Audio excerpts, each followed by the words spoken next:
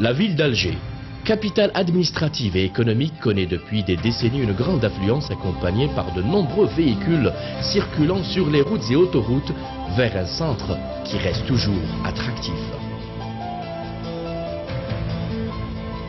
Les autorités publiques ont décidé depuis un quart de siècle de doter la capitale d'un métro, un moyen de transport lourd et sûr qui offrira les conditions de confort et de sécurité pour les usagers et atténuera en grande partie la congestion des voies de circulation.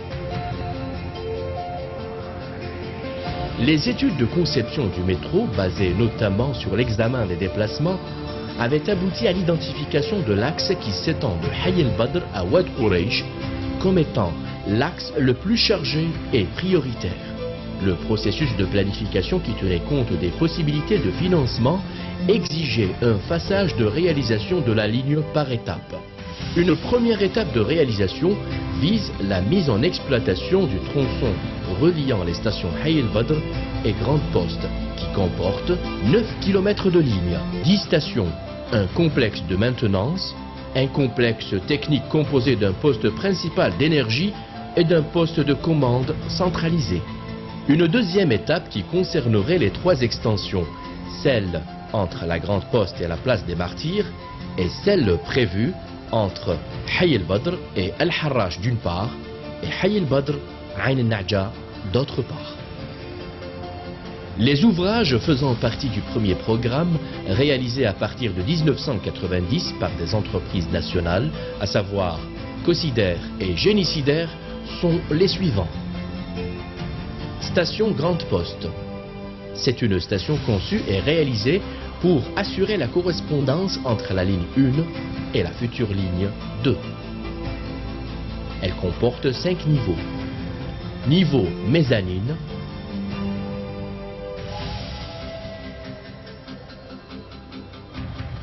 niveau salle des billets,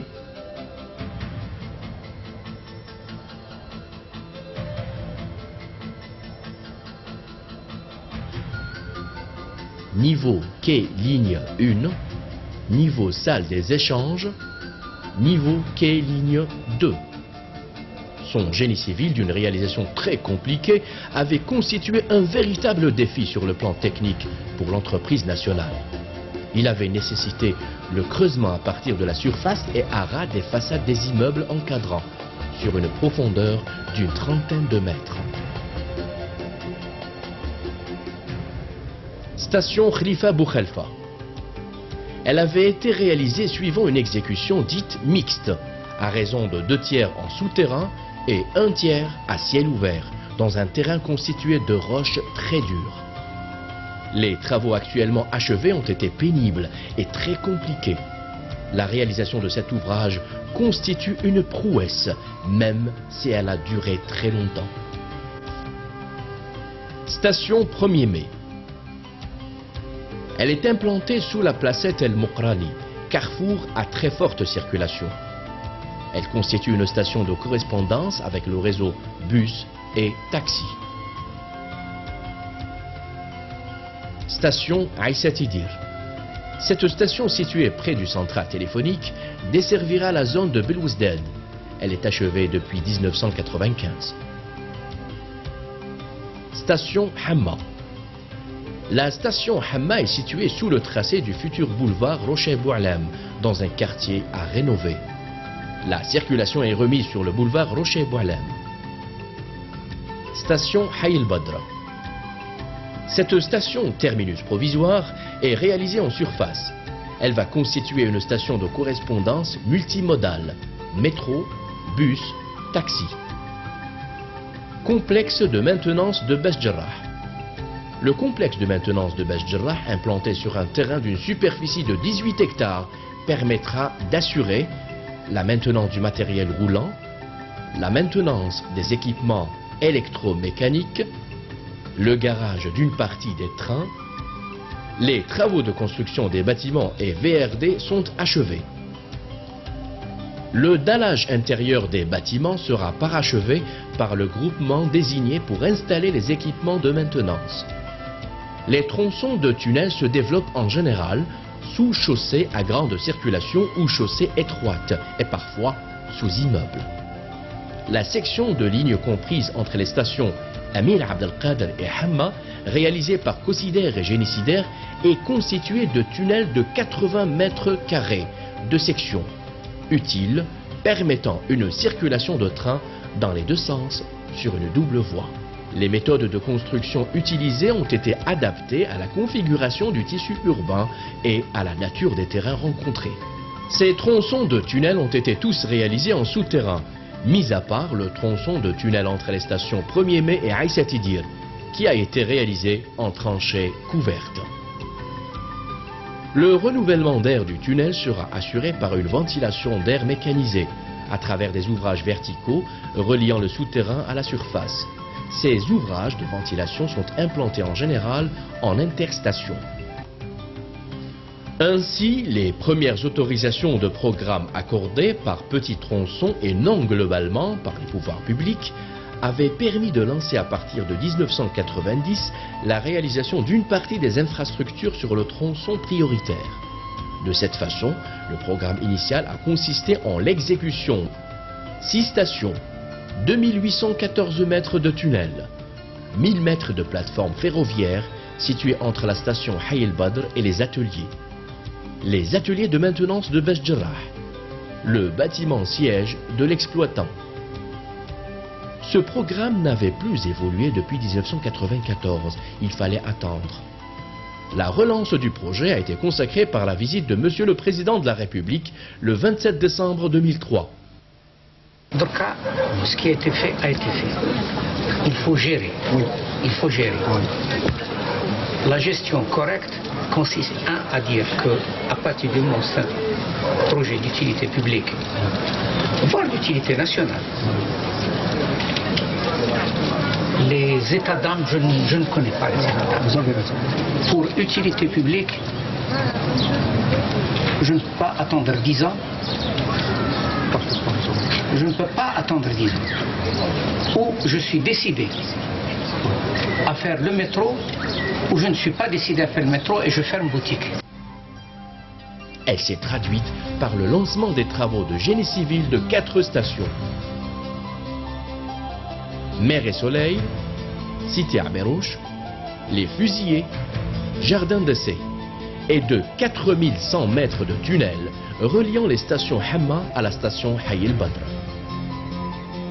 Tous ces travaux ont été confiés à la suite d'un appel d'offres en lot unique au groupement algéro-allemand Gamma, Dividag, Cosider, Infrafer.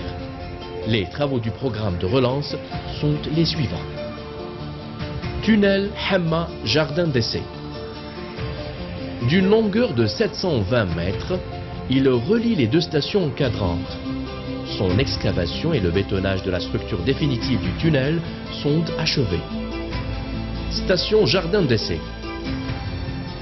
Elle est située à l'entrée du Jardin d'Essai sous la rue Belouizdad. Les travaux sont achevés. La remise en état des lieux est effectuée sur la partie de la station et la voirie est réouverte à la circulation sur le boulevard Mohamed Belouizdad. Tunnel Jardin d'Essai Fusillé. Ce tunnel d'une longueur de 1023 mètres se situe sous la rue Belouizdad à une profondeur de 25 mètres. Le bétonnage de la structure définitive est achevé. Station Les Fusillés Ruisseau. Elle est située au carrefour Les Fusillés au niveau duquel il a fallu procéder au déménagement des occupants avant d'entamer les travaux du chantier. Les travaux de remblaiement sont en cours. Le taux d'avancement global de cette station est estimé à 98%. Elle constituera une station de correspondance avec le tramway et les bus dans le quartier rénové. Tunnel Fusillé Amérouche. Situé sur l'interstation Fusillé et Cité Amérouche, d'une longueur de l'ordre de 1039 mètres, son exécution est achevée. Station Cité Amérouche. Elle se trouve dans une zone urbanisée située entre les quartiers de Husseindé et Kouba. Les travaux de réalisation de la station sont terminés. Tunnel Cité Amérouche, Cité Mer et Soleil. Ce tunnel, d'une longueur de 630 mètres, se situe à une profondeur moyenne de 22 mètres. La réalisation du tunnel est achevée dans sa totalité. Station Mer et Soleil. Elle est située sur les hauteurs du Sendai. Les travaux de réalisation de cette station sont terminés et la remise en état de la chaussée est en cours. Tunnel cité Mer et Soleil, Hayy el-Badr. Son linéaire est de 710 mètres pour la partie en souterrain et de 120 mètres pour la partie à ciel ouvert, reliant la station Hayy el-Badr à Mer et Soleil. Les travaux du génie civil étant achevés à 100%, laissent place aux travaux d'installation des équipements fixes et roulants de la première ligne du métro d'Alger. Cette ligne sera équipée par le groupement constitué de 3 entreprises franco-espagnoles, Siemens, CAF, Vinci, conduite par Siemens France. Je voudrais saisir cette occasion pour adresser mes félicitations à tous ceux et à toutes celles qui ont contribué à la réalisation de cette importante contribution au programme national par la signature de ce contrat. Ce contrat est l'aboutissement d'un travail important qui a été fait par des équipes que je tiens aujourd'hui à féliciter ici. Tout d'abord, j'adresserai mes félicitations à tous les cadres du maître d'ouvrage qui est l'entreprise du métro d'Alger, qui a connu toutes les péripéties de cet important ouvrage qui est le métro d'Alger, puisque c'est un chantier qui a démarré il y a plus de 20 ans. Malheureusement, les circonstances ont voulu que cet ouvrage ne soit pas réalisé dans les délais qui étaient prévus à l'époque, mais depuis que M. le Président de la République est venu à ce chantier pour dire qu'il tient à ce qu'il soit réalisé en moins de 36 mois, je pense que la signature du contrat d'aujourd'hui est le témoignage que nous tenons notre engagement de réaliser ce contrat. Le contrat signé en janvier 2006 a pour objet la réalisation du système intégral de la première ligne du métro d'Alger qui englobe la totalité des équipements et installations techniques tels que les rames de métro, la voie ferrée, l'alimentation en énergie électrique, la signalisation ferroviaire, le système de commande centralisé et de suivi des trains, les télécommunications ainsi que le parachèvement du complexe de maintenance de Bech Jarrah, la construction du complexe technico-administratif et aussi les travaux de finition et d'aménagement intérieur des 10 stations et autres ouvrages du métro d'Alger. Le groupement Siemens devra mener à terme ce projet pour une mise en service vers la fin 2008. Le choix d'un opérateur chargé de la gestion de l'exploitation et de la maintenance sera fait durant l'été 2007, donnant lieu ainsi à la sélection et ou recrutement progressif du personnel à former et à préparer.